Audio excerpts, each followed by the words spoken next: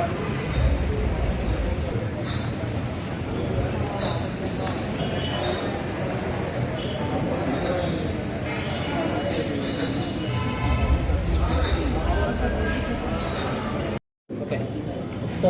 first of all, thank you so much అండి all the print and electronic media అందరూ వచ్చారు. శివజ్యోతి అనే థియేటర్కి మా యొక్క మూవీ వీరచంద్రహాస్ అనే సినిమా ఇది ప్రదర్శించినటువంటి సమయంలో మీరందరూ ఈ సినిమా వచ్చి చూసి మరి దీని మీద మాట్లాడుకుంటున్నారు. సో ఇది నా యొక్క 4వ సినిమా అండి. ఇది నా యొక్క ఫిల్మ్ ఇండస్ట్రీలో నేను 2018లో నా యొక్క ప్రయాణం స్టార్ట్ అయింది. సో యూతో బ్రెండ్ స్టార్ట్ అయిన సినిమా తర్వాత నా voice of Mariya and artist అనే మూవీ మొన్న మార్చ్ 21 రిలీజ్ అయింది.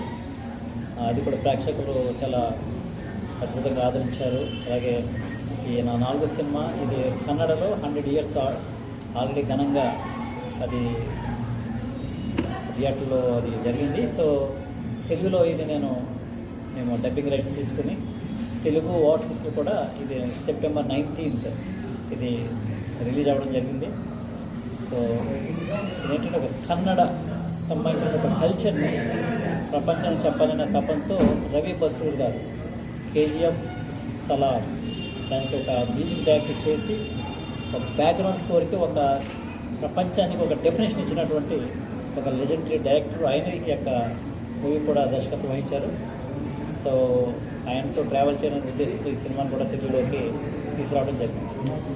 సో మీ అందరూ కూడా దీన్ని మళ్ళీ ఆదరిస్తారని ఇటువంటి ఆర్ట్ రిలేటెడ్ సినిమాలు కూడా ప్రేక్షకులు ఆదరిస్తారని ఆశిస్తున్నాను.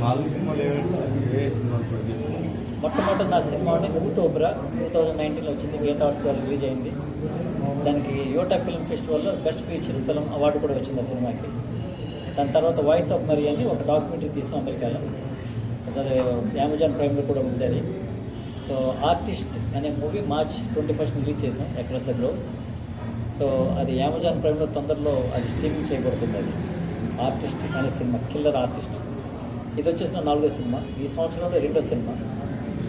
సో దీన్ని కూడా ప్రేక్షకులు ఆదరిస్తారని ఆశపడుతున్నాను. రాబోయే రోజుల్లో ఏమైనా డిఫరెంట్ స్టోరీస్తో ఏమైనా సినిమాలు వస్తాయి? డెఫినెట్గా ఒక డిఫరెంట్ కాన్సెప్ట్ స్టోరీతో ఒక సినిమా ప్రిపేర్ చేస్తున్నాం. అది కూడా తొందరలో రిలీజ్ చేయడానికి సన్నాహాలు చేస్తున్నాం ఈ ఇయర్లోనే. సో డిఫరెంట్ కాన్సెప్ట్ తీయాలని ఆశ ఉందండి. కొత్త వాళ్ళని ఎంకరేజ్ చేయాలని ఒక తపన ఉంది. నా అన్ని సినిమాల్లో కూడా కొత్త వాళ్ళకి ఎంతో మనం ఎంకరేజ్ చేయడం జరిగింది. మన రీసెంట్గా వచ్చిన మూవీలో కూడా అందరూ కూడా కొత్త వాళ్ళే. హీరో హీరోయిన్ కూడా వాళ్ళ డెబ్యూ యాక్టర్స్. ఏపీ నుంచి ఏమన్నా ఆర్టిస్టులు ఏమన్నా ప్రోత్సహించాలి? తప్పకుండా రాజు నుంచి మరి ముఖ్యంగా కొంతమందిని ఎంకరేజ్ చేయాలని ఒక ఆశతో ఉన్నాను. రాజమండ్రి అనేది కళలకి పుట్టినది కదండి.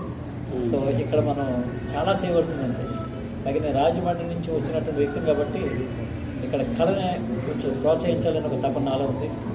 సో రాజమండ్రి గోదావరి మధ్యలోనే ఒక సినిమా తీయాలని ఒక ఆశ కూడా ఉంది. మంచి రొమాంటిక్ సినిమా తీయాలని ఒక కోరిక నాకు. అది సరైనటువంటి కథ రావాలండి. Because content is the king కదా. కంటెంట్ ఉంటే చిన్న లేదు పెద్ద లేదు ప్రేక్షకులు ఆలోచిస్తున్నారు. హీరోతో సంబంధం లేనటువంటి కథలు కూడా మరి ఆశీర్వదిస్తున్నారు. కాబట్టి మంచి కంటెంట్ కోసం ఎదురు చూస్తున్నారు. జెంట్స్ గారు అంటే ఉన్నది ఇప్పుడు సాఫ్ట్వేర్ ఫీల్డ్, మీకు అభిరుచి ఎలా వచ్చింది?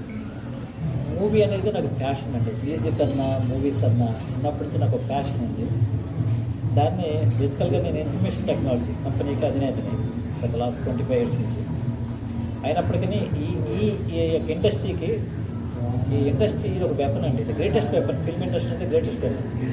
ఒక మంచి సొసైటీకి ఒక మంచి మెసేజ్ ఇవ్వడానికి కూడా ఈ వెపన్ చాలా ఉపయోగపడుతుంది. సో అందుకని ఈ ఇండస్ట్రీని ఎన్నుకోవడం జరిగింది.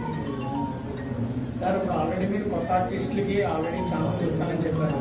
కమింగ్ అప్ ప్రాజెక్ట్స్ మీరు ఇప్పుడు స్థానికంగా రాజమండ్రి నుంచి ఇచ్చేస్తున్నారు కాబట్టి రాజమండ్రికి ఏదో చేయాలనుకుంటున్నారు కాబట్టి అప్కమింగ్ ప్రాజెక్ట్స్లో ఇక్కడ నూతనంగా ఉన్న ఆర్టిస్టులకి కావచ్చు లేదా తారాగణం కావచ్చు అందరికి కూడా ఒక ఛాన్స్ ఇచ్చి ఏమన్నా ప్రాజెక్ట్ అనుకునే అవకాశం ఉందంటారు? బ్రహ్మాండంగా ఉందండి. ఎందుకంటే ఒక వెబ్ సిరీస్ కూడా తీస్తాం ఆల్రెడీ. ఆ వెబ్ సిరీస్ కూడా అర్థం కొత్తనట్లే రాజమండ్రి. అది కూడా తొందరలో రిలీజ్ అవుతుంది. అంటే పెద్ద ప్రొడక్షన్లు చేస్తున్నాము, చిన్న వెబ్ సిరీస్ కూడా చేయడానికి నేను ముందుకు వస్తున్నాను. ఎందుకంటే చాలామందిని మనం అభివృద్ధి చేయవలసిన అవసరం ఉంది మనకి. సో అందుకని కొత్త కొత్త వాళ్ళు కూడా మనం చేద్దామని అనుకుంటున్నాం. అంటే మీ భవిష్యత్ కాన్సెప్ట్స్ సోషల్ అవేర్నెస్గా ఉంటాయా లేకపోతే కమర్షియల్ ఆస్పెక్ట్లో ఉంటాయా? అంటే సోషల్ అవేర్నెస్ ఉంటుందంటే కమర్షియల్ కూడా ఉండాలి కదా. కమర్షియల్ లేకపోతే ఆ ఇండస్ట్రీకి అది ఉండదు. కమర్షియల్ ఎలిమెంట్స్తో పాటు ఒక మెసేజ్ ఓరియంటెడ్ ఉండాలి మనం తీసే సినిమాలకి. ఇప్పుడు ఈ సినిమా ఉందంటే ఈ Veerachandrahasa it's not completely commercial కదండి, బట్ ఒక కల్చర్ని అప్లిఫ్ట్ చేయలేన తపంతో దాన్ని మనం ఎంకరేజ్ చేయడం జరిగింది. సో బట్ ముందు కూడా ఈ రెండు కూడా ఉంటాయండి, కాంబినేషన్ ఆఫ్ ఒక message as well as commercial content. So thank you so much for all your support అండి. మెసేజ్ ఏంటంటే ఇటువంటి ఆర్ట్ కల్చర్ రిలేటెడ్ సినిమాలను కూడా మీరు థియేటర్కి వచ్చి చూస్తే అది మాలాంటి ప్రొడ్యూసర్స్కి చాలా ఎంకరేజింగ్ ఉంటుందండి. అంటే కస్టమర్ కూడా కమర్షియలే కాకుండా మన సంస్కృతిని మనం డెవలప్ చేయవలసిన బాధ్యత ప్రతి ఒక్క పౌరుడికి ఉంది అని చెప్పడంలో సందేహం లేదు. So thank you so much.